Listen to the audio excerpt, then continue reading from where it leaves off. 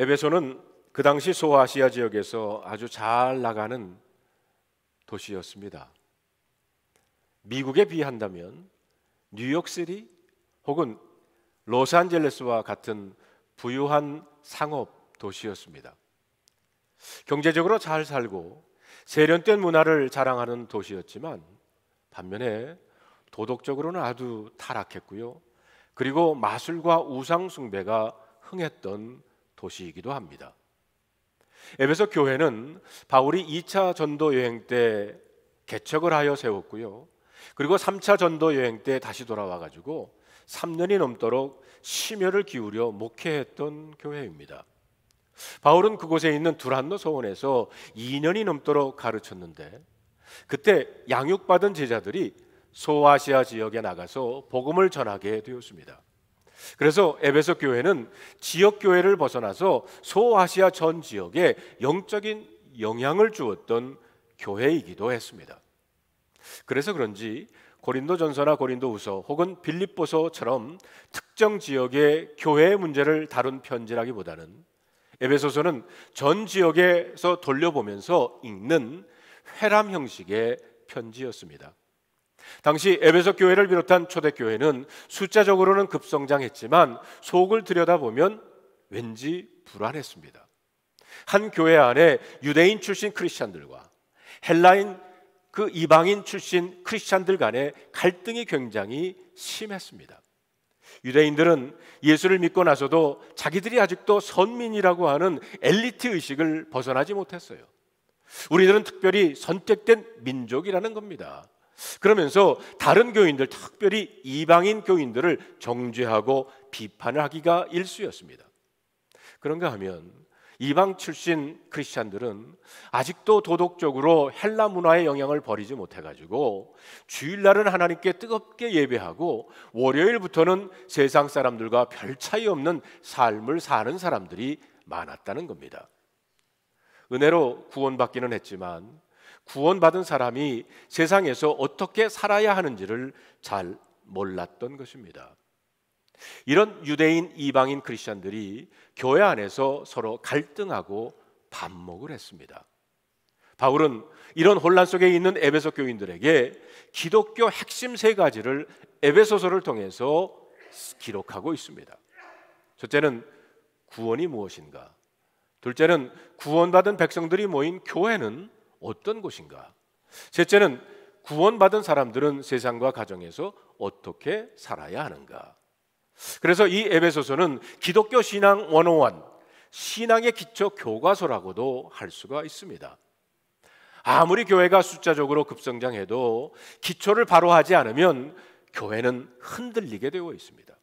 바울의 이런 노력에도 불구하고 수십 년이 지난 후 요한계시록에 보면 주님은 에베소 교회를 이렇게 책망하십니다. 너희들은 첫사랑을 잃어버렸노라. 에베소서는 바울이 로마의 감옥에서 쓴 옥중 서신입니다.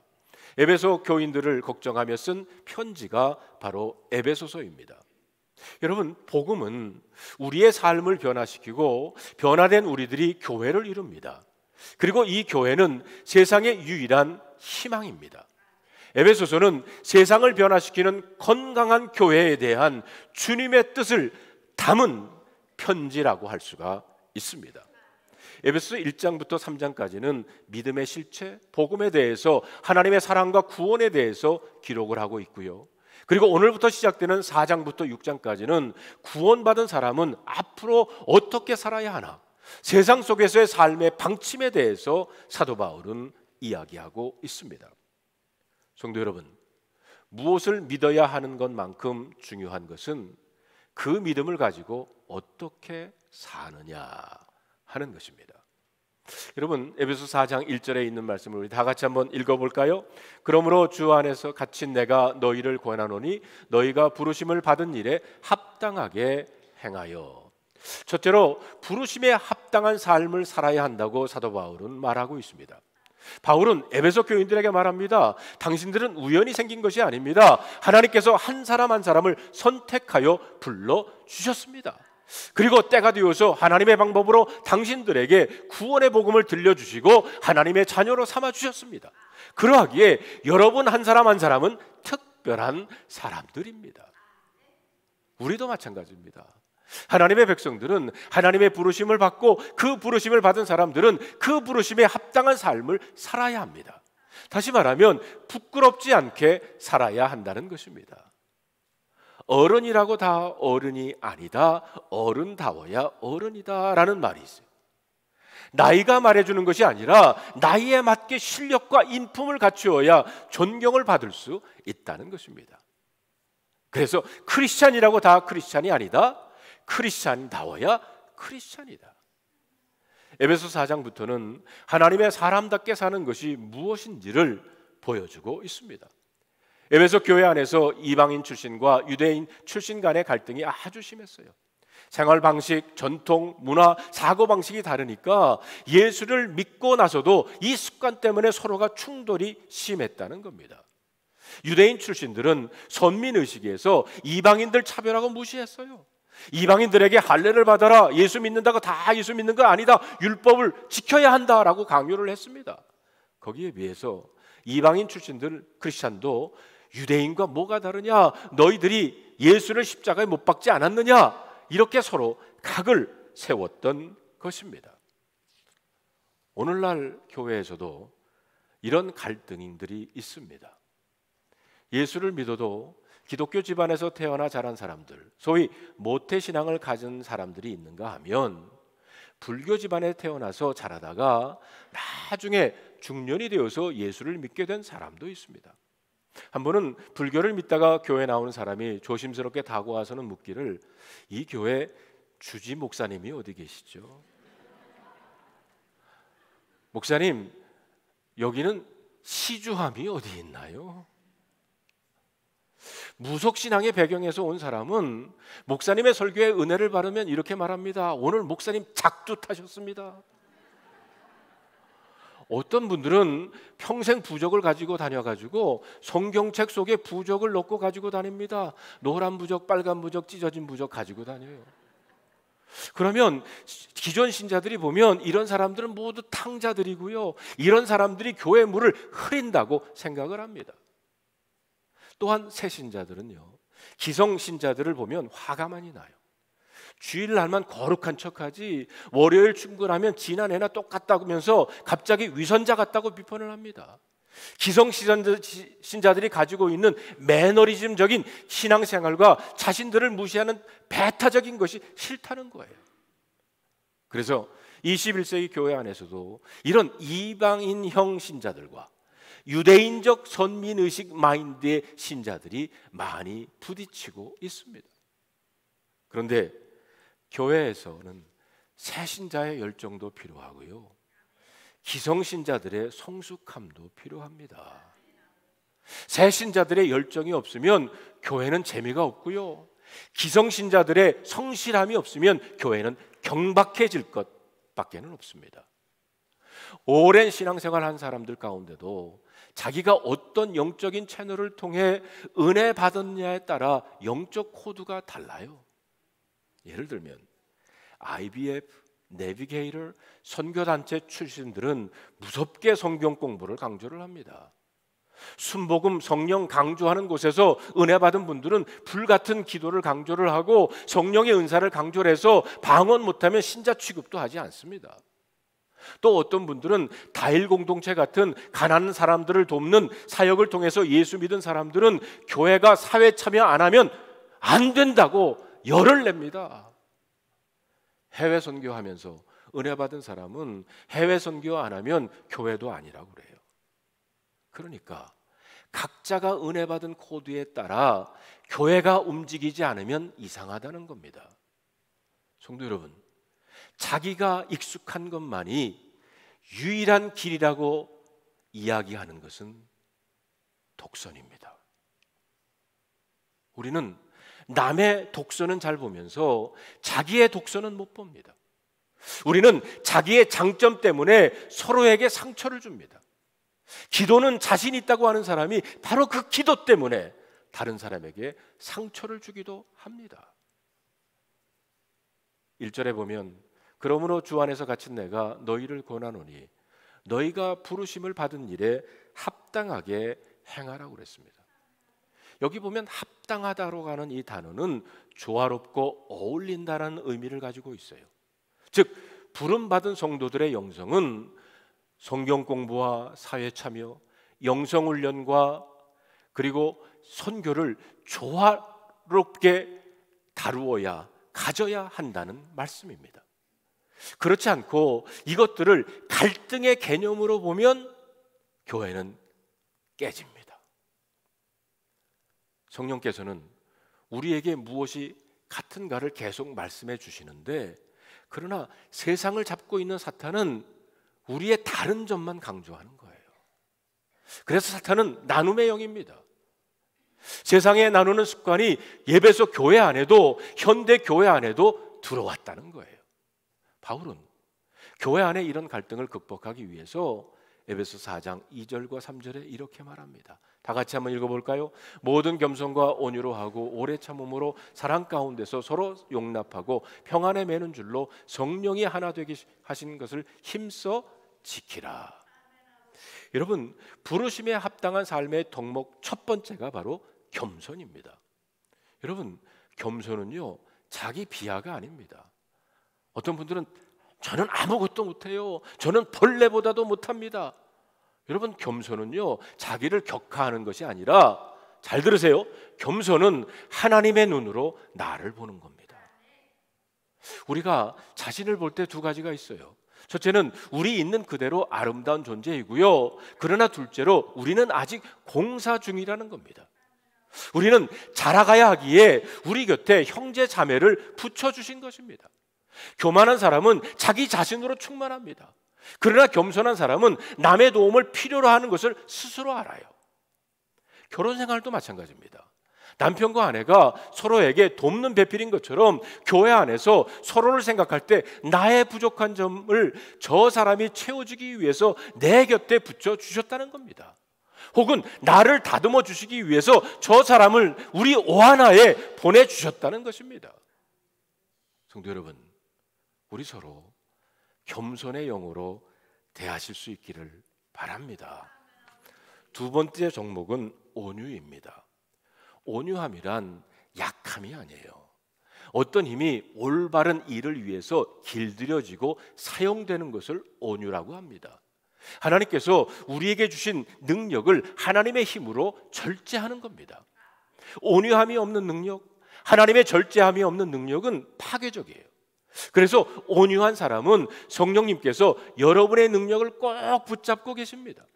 온유한 사람은 힘이 있지만 함부로 휘두르지 않고요, 또 안다고 무조건 다 말해버리지 않습니다. 화가 나도 성령에 의해 조절이 돼요. 인간적인 방법으로 막 밀어붙이지 않습니다. 셋째 덕목은 용납함입니다. 오래 참음으로 서로 용납하라는 거예요.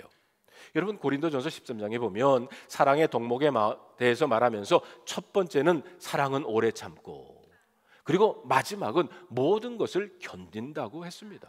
다시 말하면 사랑한다는 것은 기다려주는 겁니다. 교회 안에서 가장 필요한 것이 서로 용납하는 거예요. 목회에서 기다려주는 것이 아주 중요합니다. 여러분, 기다리는 것 어렵지만 그럴 때 하나님의 은혜가 임하는 줄로 믿습니다. 한국 사람에게 기다리는 이 덕목이 아주 부족하죠. 우리들은 세계에서 유일하게 사탕을 끝까지 녹여 먹지 못하고 깨먹어 버리는 민족 아닙니까? 용납한다는 것은 상대방을 자기에게 맞춰 바꾸려는 의도 없이 있는 그대로를 받아들이는 겁니다. 상대방을 자꾸 자기에게 맞추려다 보면 속상하고 실망하고 좌절하게 되는 거예요. 그러나 하나님께서 그 사람을 그렇게 만드셨다면 그 사람을 변화시키려고 할 권리가 나에게는 없습니다. 우리는 하나님의 사랑 안에서 서로를 기다리며 견디고 있는 것입니다. 뉴욕에 가면 유명한 음악 대학인 줄리아드 대학에 한국 학생들이 많아요. 그래서 동부에는요 줄리아드 출신들이 교회에서 많이 봉사들을 합니다. 줄리아드 대학 교수가 이런 말을 했어요. 한국 학생들이 독주는 잘하는데 합주는 못한다는 거예요. 합주를 못하는 이유는 they do not listen to each other because they are so full of themselves. 자신으로 충만해가지고 다른 사람의 연주를 듣지 않는다는 거예요. 그러하기 때문에 합주가 안 된다는 겁니다. 교회에서도 마찬가지입니다. 저는 뉴노멀 시대의 우리 교회가 서로 지적하고 야단치는 교회가 아니라 서로 용납하고 견디어주는 교회가 되기를 바랍니다. 그런데 여러분, 겸손과 온유함과 오래 참으로 용납하는 것이 쉽나요? 그래서 4장 3절에 있는 말씀을 한번 같이 읽어봅시다. 평안에 매는 줄로 성령이 하나 되게 하신 것을 힘써 지키라. 성령이 하나 되게 하신 것을 힘써 지키라고 하는 것은 성령께서 우리를 구원하실 때 이미 우리에게 하나 되게 하셨는데 우리가 할 일은 그것을 지키라는 겁니다. 여러분, 평안에 매는 줄이란 뭡니까? 바로 예수님의 십자가입니다. 여러분이 그 사람이 꼴 보기 싫어도 그 사람을 위해 주님께서 십자가 보혈에 흘리셨다는 것을 안다면 그 사람이 다르게 보일 겁니다. 교회는 이미 하나 되게 하셨습니다. 우리 한 사람 한 사람이 성령 충만하면 이미 하나됨을 유지할 수 있다는 것입니다. 교회에 갈등과 다툼이 있다는 것은 교인들이 인간성이 나쁘거나 매너가 나쁘기 때문이 아닙니다. 그 교회에 예수님을 주님으로 모시는 예배가 살아있지 않기 때문입니다. 말씀으로 충만해지면 말씀을 통해 예수가 점점 내 안에 가까이 오시면 어느 순간 내가 따뜻한 사람이 되어 있습니다. 주님과 나와의 수직적인 거리가 점점 좁혀지면 나와 형제들과의 관계도 수평적인 거리도 가까워진다는 것입니다. 사랑하는 성도 여러분, 우리 성령 충만하시기를 바랍니다. 주님께서 우리를 이미 하나 되게 하셨습니다. 성령께서 하나 되게 하신 것을 힘써 지켜야 한다는 것입니다. 사탄은 성령으로 하나 되게 하신 DNA에 나쁜 바이러스를 넣기 시작합니다. 코로나 바이러스로부터 우리 자신을 지키듯이 우리의 하나됨을 깨려는 사탄의 바이러스로부터 교회의 건강을 우리들은 힘써 지켜야 합니다.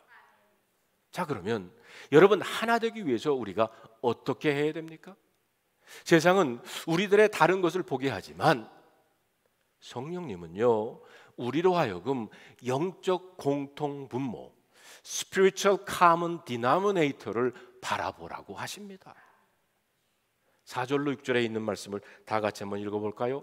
몸이 하나요 성령도 한 분이시니 이와 같이 너희가 부르심의 한 소망 안에서 부르심을 받았느니라. 주도 한 분이시요 믿음도 하나요 세례도 하나요 하나님도 한 분이시니 곧 만유의 아버지시라. 만유 위에 계시고 만유를 통일하시고 만유 가운데 계시도다.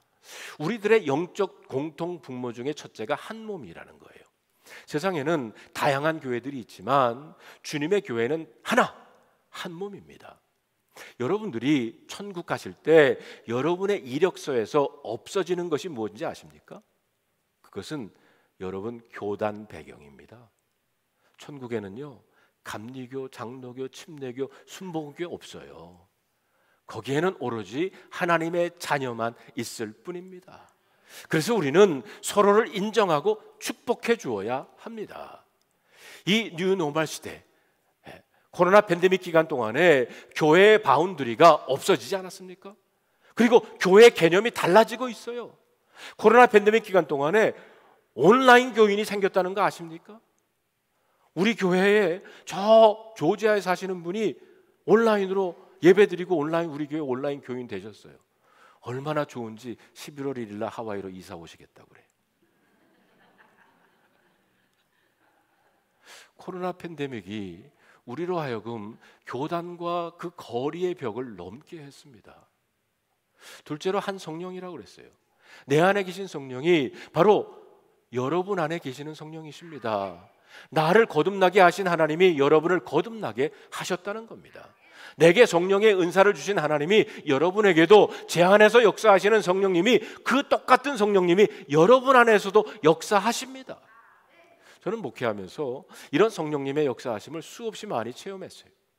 제 마음에 왠지 그 성도에게 신방을 가고픈 마음이 생겨서 약속 없이 들렸는데, 조금 전에 의사로부터 암이라고 선고를 받고 걱정하는 교인이 제게 전화를 걸려고 했다는 거예요. 또 한 번은 그동안 별거하고 있던 아내와 이혼서에 사인을 하고 왔다는 겁니다. 한 성령님께서 이렇게 우리를 묶어주십니다. 셋째는 한 소망입니다. 한 소망 안에서 부르심을 받았다는 거예요. 이 말은 한 꿈, 한 목표를 향해 부르심을 받았다는 겁니다. 세상에서는 하나 되는 것을 강조할 때는 대부분 우리의 과거를 가지고 합니다. 너는 고향이 전라도, 나도 전라도 출신인데 우리 한번 모이자. 당신도 고려대, 나도 고려대인데 우리 막걸리파 모이자. 세상은 이렇게 우리의 과거를 가지고 우리를 하나로 묶습니다. 그런데 하나님은 그렇지 않아요. 하나님은 우리의 미래를 가지고 묶습니다. 너희들은 다 다른 곳에서 왔지만 그러나 다 한 곳으로 갈 것이다. 다 천국으로 갈 겁니다. 너희들은 다 다른 목적을 가지고 왔을지 모르지만 너희들의 야심이 하나로 묶여져서 세상을 복음화시키는 나의 비전으로 통합될 것이다. 우리는 하나님의 꿈으로 하나 되는 공동체인 줄로 믿습니다. 넷째로 한 주님이십니다. 모든 지상교회를 하나 되게 하는 힘은 서로의 성격이 좋아서 혹은 서로 대화를 많이 해서가 아닙니다. 한 명의 보수를 우리가 모시고 있기 때문입니다. 조직이 분열하는 것은 구심점이 없어지기 때문이에요. 역사에 보면 알렉산더 대왕이 죽자 그리스 제국이 갈라지고 말았어요. 세상의 나라는 이렇게 갈라집니다. 그러나 교회가 2000년을 두고 하나 될 수 있는 것은 구심점이신 주님이 한 분이시기 때문이에요. 우리의 보수는 한 분이세요. 여러분, 그래서 사람을 설득해야 하는데 교회에서 대화가 안 되면 어떻게 해야 합니까? 회의는 짧고 기도는 많이 해야 돼요. 저 사람이 설득이 안 되면 주님한테 이르면 됩니다. 주님, 저 사람 좀 설득해 주세요. 그런데 제 경험으로는 어느 시점에서 주님이 말씀하시기를 지금 이 문제는 내가 설득을 당해야 되겠다라고 저를 고쳐주십니다. 그 당사자가 나를 고치라고 하면 기분이 나쁜데 주님이 나를 고치라고 하셨으니 나는 회개하면 됩니다. 그래서 교회는 회의는 짧고 기도가 많아져야 돼요. 다섯째로 한 믿음이라고 그랬어요. 하나님의 임재 안에서 들어오는 믿음은 예수 그리스도 한 분뿐입니다. 어떤 분들은 영성훈련을 통해서 은혜를 체험하고, 어떤 성도들은 성경 공부를 통해서 체험하고, 어떤 성도들은 찬양을 통해서 하지만 본질은 하나, 예수 그리스도예요. 저는 24년 전에 동부 뉴저지에서 목회를 하다가 캘리포니아로 오면서 결심한 것이 하나 있습니다. 배움에 있어서 교파 문화를 초월하고 이단이 아닌 이상 나는 배운다. 그래서 다양한 교회와 목회자, 신학자들을 통해서 배울 수 있었습니다. 캘리포니아 베델교회 손인식 목사님을 통해서 많은 걸 배웠어요. 남가주 사랑의 교회 제자훈련 받았고요, 나성 영락교회 목회자 세미나, 여의도 순복음교회 영성훈련, 시카고 윌러크릭 교회, 세들백 교회, 아이합 선교단체, 물론 연합감리교회의 라지 처치 컨퍼런스 통해서 여러 교회 목사님들과의 만남을 가졌어요. 마음을 열고 있으면 이단을 제어하고 모두가 다 제 사부가 된다는 거예요. 여러분, 믿음은 하나입니다. 여섯째로 한 세례라고 그랬어요. 가끔 이런 교인들 만납니다. 유아 세례 받았는데 그때는 아무것도 몰라서 받았으니 은혜 받고 화끈하게 다시 한번 세례 받았으면 좋겠습니다, 목사님, 이렇게 부탁하는 분이 있어요. 그러나 세례는 평생 한 번 받는 것이기에 제가 이렇게 설명을 합니다. 세례는 하나입니다. 세례란 무엇이냐 하면 영적 결혼식과도 같습니다. 여러분과 하나님과 여러 성도들 앞에서 당신이 예수님의 신부가 되어 교회 공동체에 들어온 것을 공포하는 것이 세례입니다. 이것은 마치 천국에 들어오는 출입국 도장 받는 것과도 같습니다. 여러분, 미국에 입국할 때 저 같은 경우에는 처음 미국에 올 때 하와이 호놀룰루에서 입국 도장 받고 들어왔어요. 그때 이미 제가 하와이에 살 것을 예정해 두신 것 같습니다. LA의 공항에서 스탬프 받을 수도 있고요, 뉴욕 공항에서 스탬프 받을 수도 있습니다. 어디에서 받든지 그것은 똑같은 권위를 가지고 있어요. 세례도 그렇습니다. 이단이 아닌 이상 지상의 어떤 교회에서 세례를 받았든지 우리는 그것을 인정하는 것입니다. 그것을 인정하지 않으면 교회가 하나가 아니라고 말하는 거예요. 그렇기 때문에 세례를 다시 받는 것 필요 없다는 거예요. 한 번으로 족하다는 거예요. 저는 올바른 복음을 믿고 고백하는 모든 교회라면 어느 교회든지 그 세례, 출입국 도장이 온전한 권세를 가진 줄로 믿습니다. 7번째로 하나님이라고 그랬어요. 하나님의 초점은 한 분의 리더이신 하나님 아버지께 집중하는 겁니다. 6절에 마뉴라는 말은 문맥으로 볼 때 교회를 가리키는 거예요. 그래서 이 마뉴를 교회로 바꿔서 6절을 다시 한번 읽어볼까요?